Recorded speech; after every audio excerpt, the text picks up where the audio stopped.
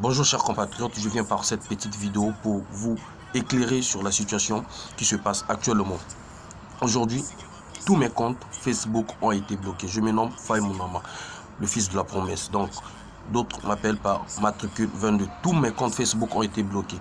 Tout simplement, pour une seule raison, est que les dictateurs sont en train de venir ici pour les obsèques du président Jacques Chirac. Donc, ils ont ciblé la majorité des têtes d'opinion, ceux qui peuvent mobiliser sur des réseaux sociaux, que leur compte soit bloqué.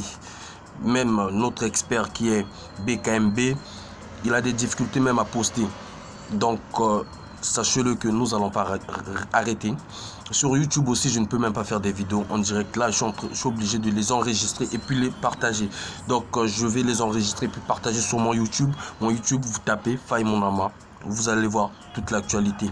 Denis Sassou Nguesso et d'autres dictateurs sont en train de venir en Europe, sont en train de venir en France pour les obsèques de leur mentor qui leur a ramenés par la dictature, par la force, par des armes, par des coups d'État.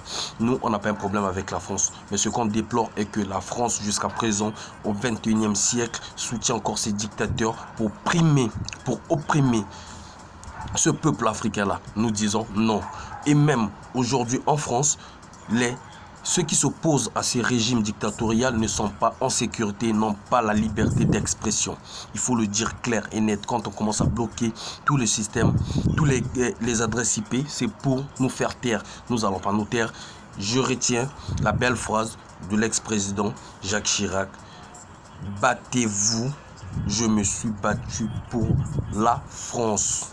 Voilà. Et par cette phrase-là, nous aussi les Africains, nous disons, nous allons nous battre. On n'a pas un problème avec Jacques Chirac. Parce que Jacques Chirac, il s'est battu pour la liberté de son pays. Il s'est battu pour les intérêts français. Et c'est ce que nous aussi nous faisons. Nous n'avons pas un problème.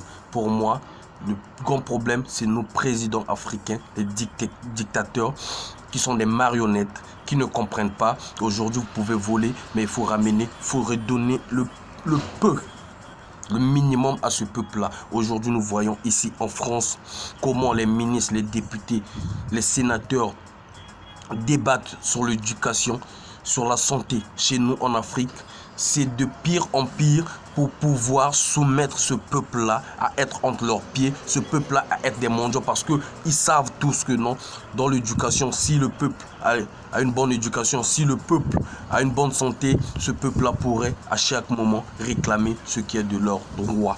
Et nous disons non, nous disons non.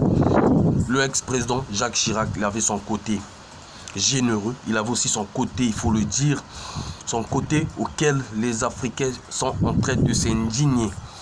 Voilà, ils sont en train de s'indigner, c'est tout à fait normal. Et pour les Français, c'est tout à fait légitime.